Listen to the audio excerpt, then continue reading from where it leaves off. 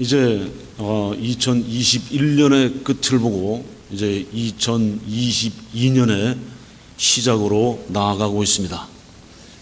2021년은 여러 가지로 교회에 변화와 도전이 있었지만 또한 많은 축복도 있었습니다. 올 한 해는 개인적으로나 또한 사회적으로도 많은 시련과 어려움이 있었습니다. 그러나 하나님께서 새해 2022년도에는 새로운 환경과 또 새 마음을 주셔서 축복의 해가 되게 하실 것을 믿습니다. 매년 이맘때면 이 크리스마스 시즌이 시작되면서 모든 분위기가 즐거운 성탄절로 바뀝니다. 어딜 가나. 근데 올해는 이 세계적인 전염병 사태로 성탄을 축하하는 기분이 예년과 같지는 않은 것 같습니다. 그럼에도 불구하고 동네 여기저기에 크리스마스 장식을 하고 전등으로 꾸민 집도 많이 봅니다. 사람들이 선물과 카드를 주고받으며 파티를 하고 축하를 합니다. 뭘 축하하는지 모르지만 축하합니다. 술 제조회사, 양조회사들이 고대하는 시즌이기도 합니다. 이때 모든 종류의 엄청난 양의 술이 소비됩니다. 어떤 사람들에게 크리스마스는 가족들이 재회하여 삶을 나누며 또 그동안 쌓였던 갈등을 풀고 화해하는 시간일 것입니다.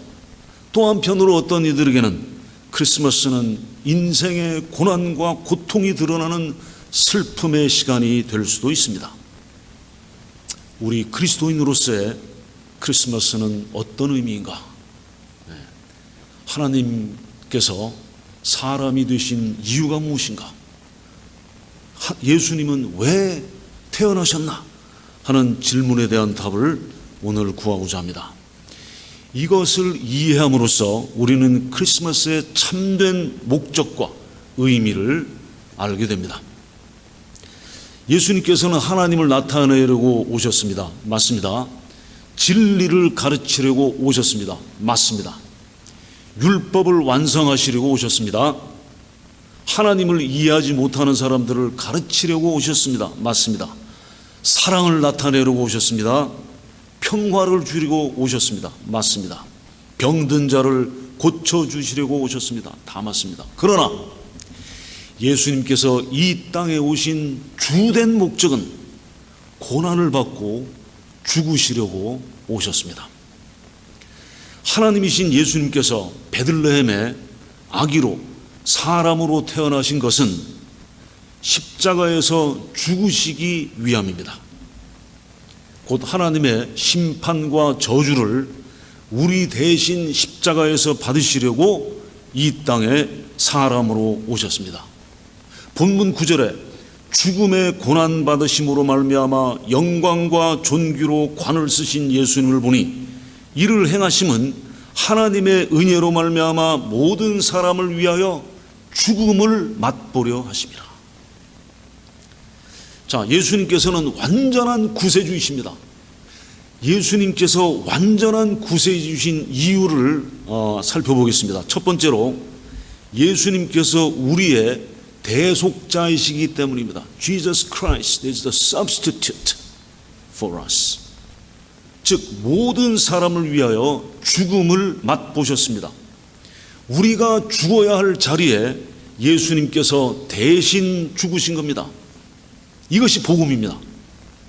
복음의 핵심이며 우리가 세상에 전하는 good news, 좋은 소식입니다. 우리가 우리의 죄 때문에 죽어서 영원한 지옥과 영원한 죽음에서 벗어날 수 없었는데 하나님께서 예수님을 보내셨고 우리가 받아야 할 죄의 형벌을 대신 받으심으로 하나님과 화목하게 되고 죄 용서함을 받아 하늘나라의 영원한 소망을 가지게 됩니다. 이것이 좋은 소식이 아니고 무엇이겠습니까? 이것이 복음입니다. This is the gospel of Jesus Christ. God sent His Son Jesus Christ to save us, forgive us through the death on the cross. 빌립보서 2장 7절 8절에 예수님에 대해서 이렇게 말씀하십니다. 자기를 비워 종의 형체를 가지사 사람들과 같이 되셨고 사람의 모양으로 나타나사 자기를 낮추시고 죽기까지 복종하셨으니 곧 십자가에 죽으심이라. 예수님께서 우리의 완전한 구세주가 되실 수 있는 두 번째 이유는 예수님께서 절대 주권자이시기 때문입니다. 본문 10절입니다. 그러므로 만물이 그를 위하고 또한 그가 그로 말미암으니가 많은 아들들을 이끌어 영광에 들어가게 하시는 일에 그들의 구원의 창시자를 고난을 통하여 온전하게 하심이 합당하도다. 자, 예수님이 구원의 창시자라고 했습니다. 창시자, author, 헬라어로는 archegos, author. 이 창시자는, author은 무엇인가를 시작하는 누군가를 지칭합니다. 자, 창시자는 뒤에서 지시를 하는 사람이 지시를 하는 것이 아니라 직접 새로운 길을 만드는 개척자이며 선구자입니다. 새로운 종류의 생명으로 새로운 삶의 차원을 누리도록 이끄는 사람을 창시자라고 합니다. 예수님께서 창시자이신데 무엇을 창시하셨습니까? 바로 구원을 창시하셨습니다. 예수님께서는 하나님께로 가는 길을 여신 개척자이십니다. 예수님께서는 천국 도성의 창립자이십니다. 천국의 문을 여시고 우리를 초청하는 분이십니다. 새로운 생명을 시작하시고 그 생명을 영원히 누리도록 인도하시는 분입니다.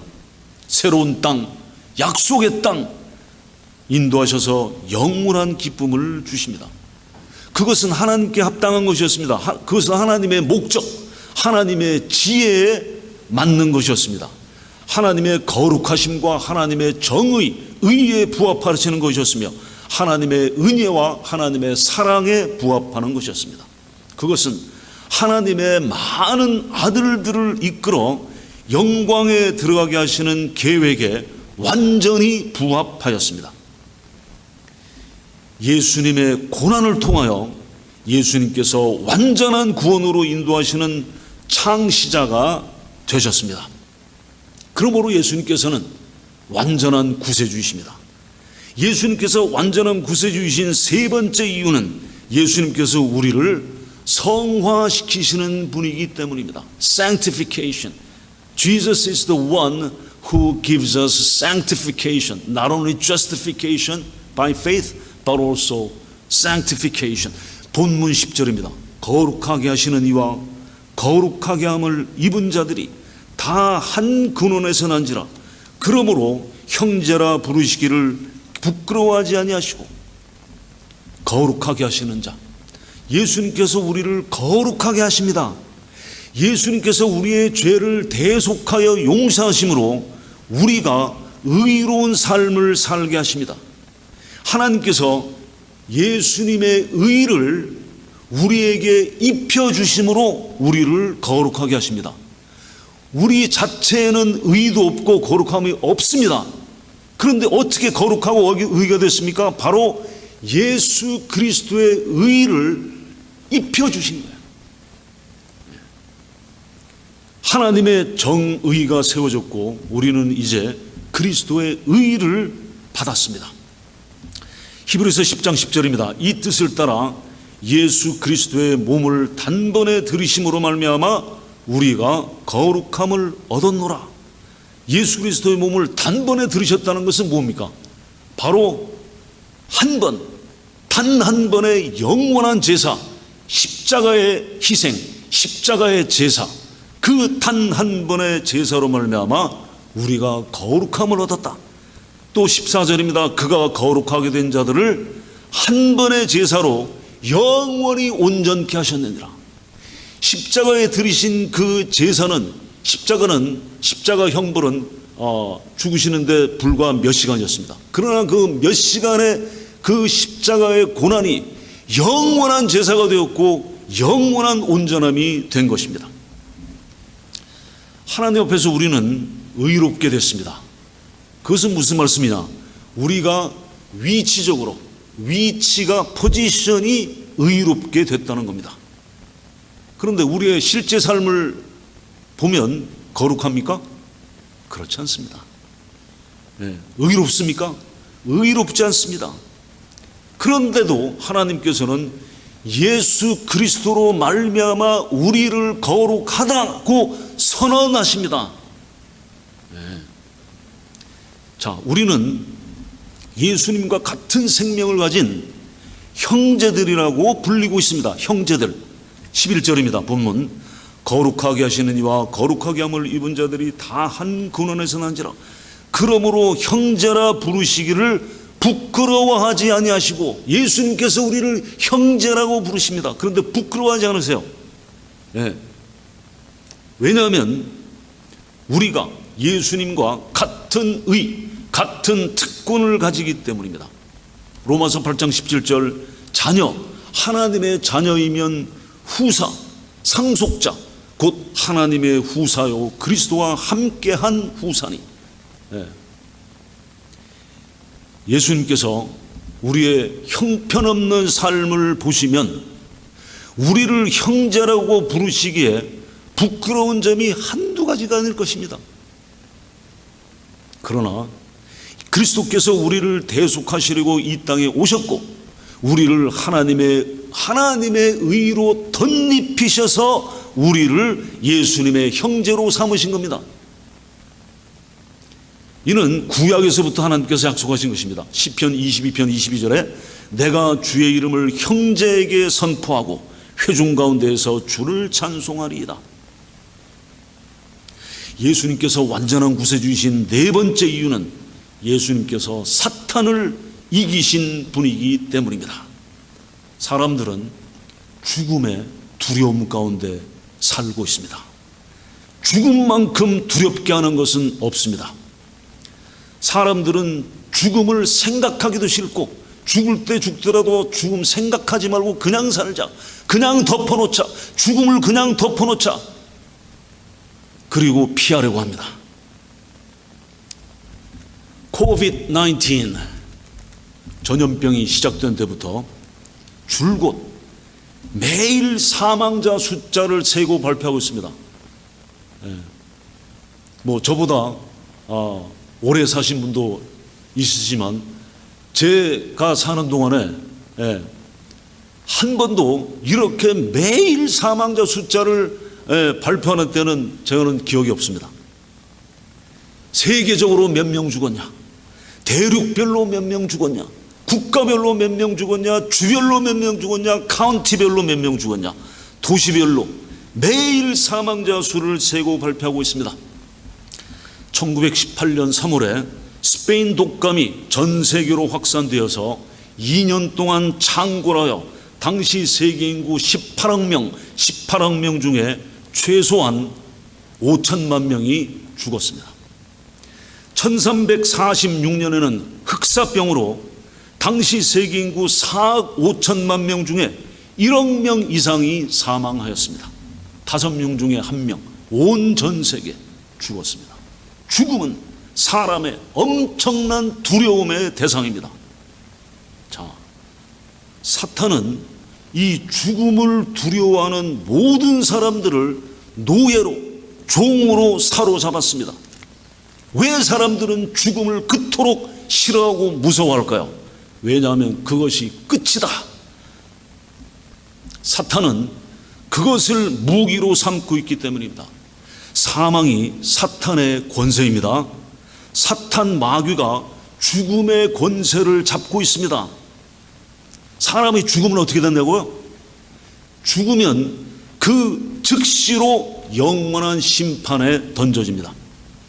죽어서 연옥이라든지 림보라든지 거기에 들른다는 것은 성경에 없습니다. 성경은 뭐라고 말씀하시느냐? 히브리서 9장 27절, 한 번 죽는 것은 사람에게 정하신 것이요 그 후에는 심판이 있으리니 너무나 명확하게 말씀해 주고 있습니다. 죽음은 심판으로 인도합니다.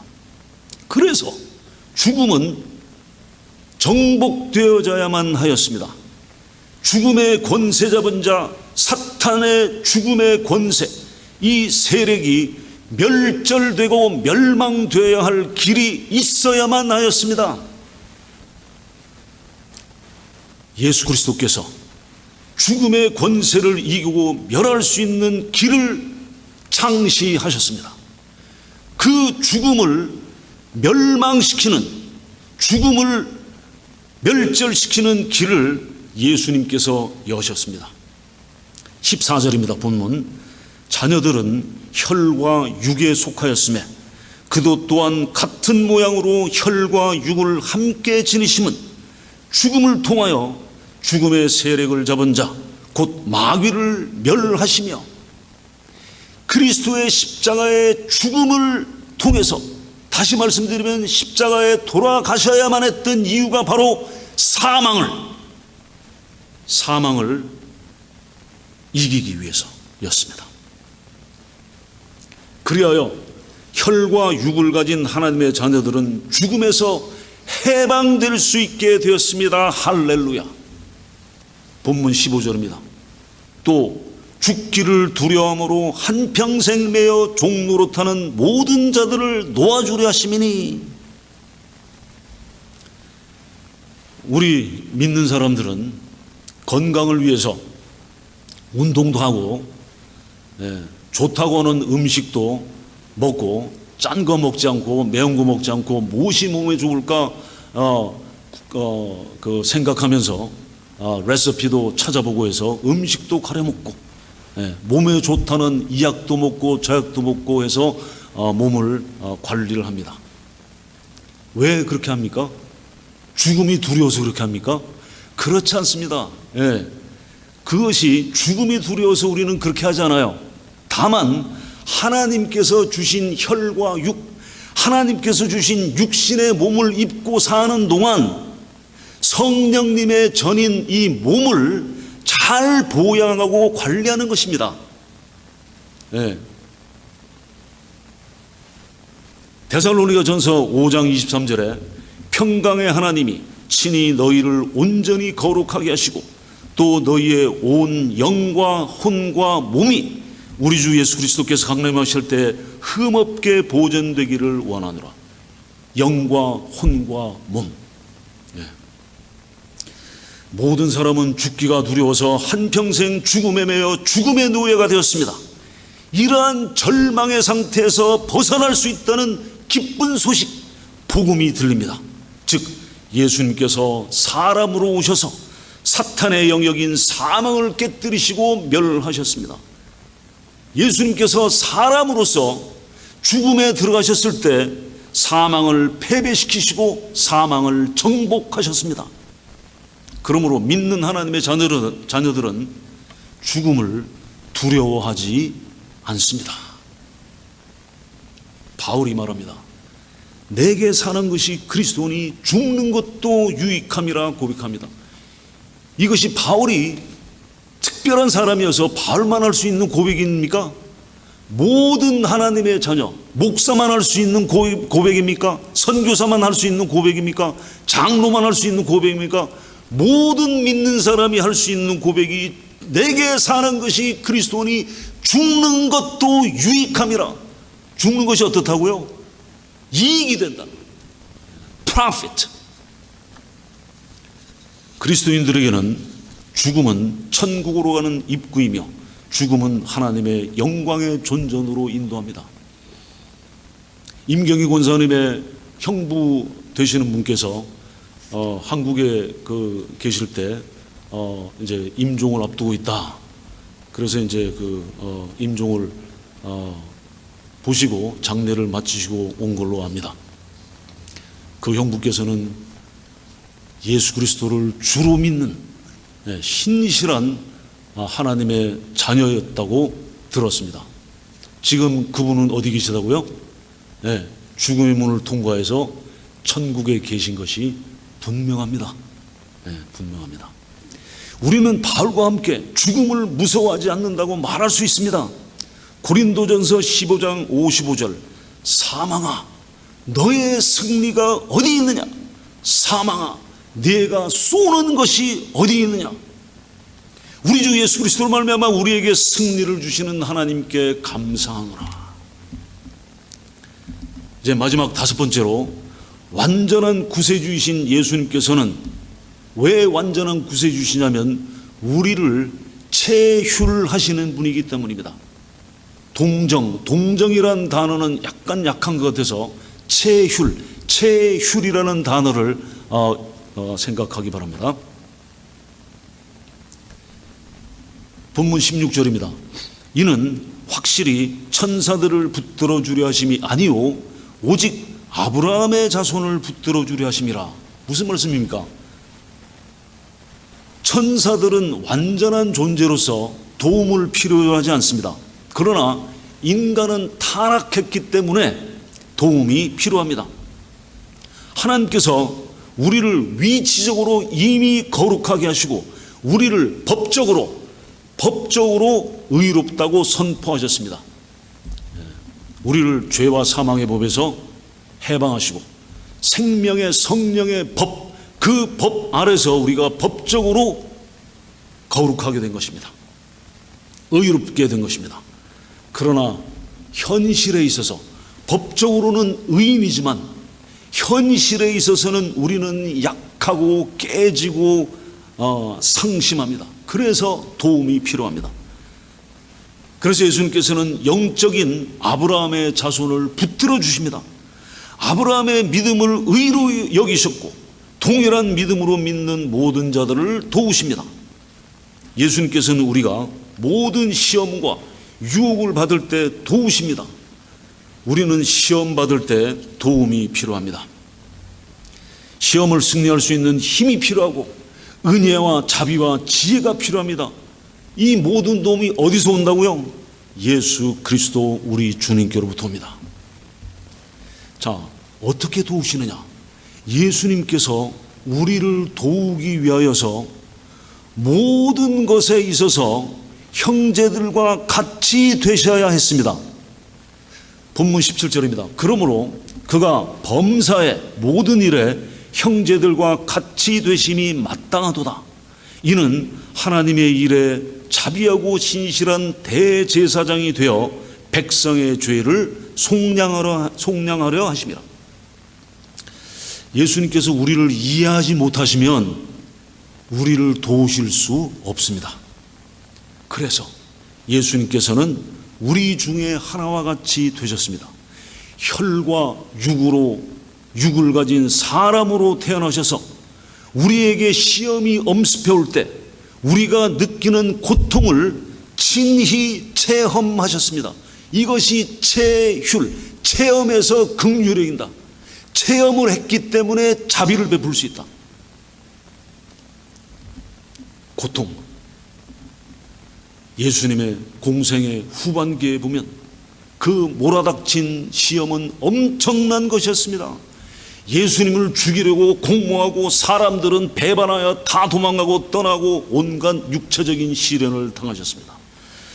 다가올 십자가의 고통을 아시고 겟세마네 동산에서 기도하십니다. 누가복음 22장 44절, 아버지여 만일 아버지의 뜻이거든 이 잔을 내게서 옮기시옵소서. 그러나 내 뜻대로 마옵시고 아버지의 원대로 되기를 원하나이다. 예수님은 고통, 슬픔, 미움, 배반, 눈물, 배고픔, 목마름 다 겪으셨습니다. 그러므로 예수님께서는 연약한 우리를 동정하시고 도우실 수 있습니다. 사업에 한 번도 안 망해본 사람이, 사업해보지도 않은 사람이 사업에 쫄딱 망한 사람 앞에 가서 동정을 합니다. 당신이 그 사업이 쫄딱 망하게 돼서 내가 정말 이해합니다. 뭘 이해해요? 이해할 수가 없어요. 말뿐이죠. 네. 그러나 동일한 사업으로 같이 쫄딱 망해본 경험이 있는 사람이야말로 사업 망한 사람 앞에 가서 정말 동정이 될 수 있는 겁니다. 체휼하는 겁니다. 예수님께서 우리에게 내가 너의 고통, 너의 눈물, 너의 비탄, 너의 슬픔을 안다고 하실 때에는 그 모든 것을 이미 다 체험하셨다는 말입니다. 히브리서 4장 15절입니다. 우리에게 있는 대제사장은 우리 연약함을 체휼하지 아니하는 자가 아니요 모든 일에 우리와 한결같이 시험을 받은 자로 돼 죄는 없으시니라. 예수님께서 우리를 체휼하십니다.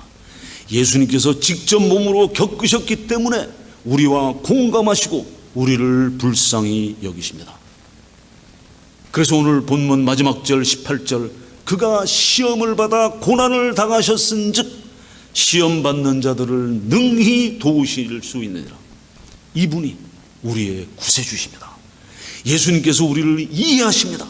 우리의 필요를 아시고 어떻게 우리를 도와주실지 아십니다.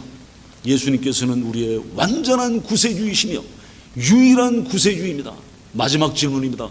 이분이 나의 구세주이십니까? 기도하겠습니다.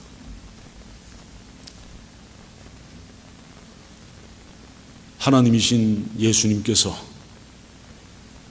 혈과 육을 입은 사람의 몸으로 이 땅에 오셔서 모든 사람의 죄를 대신하여 십자가의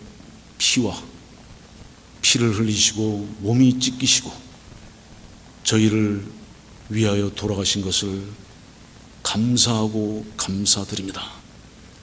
그러므로 우리 주 예수 그리스도께서 이 구원의 창시자가 되셔서 구원의 길을 열어주시고 사망을 멸하시고 영생을 허락해 주심을 감사드립니다. 저희들의 유일한 구세주 되신 이 예수님을 주님으로 삼고 저희들이 매일 매순간 동행할 수 있게 은혜 베풀어 주시옵소서. 감사하신 예수님 이름으로 기도하옵나이다. 아멘.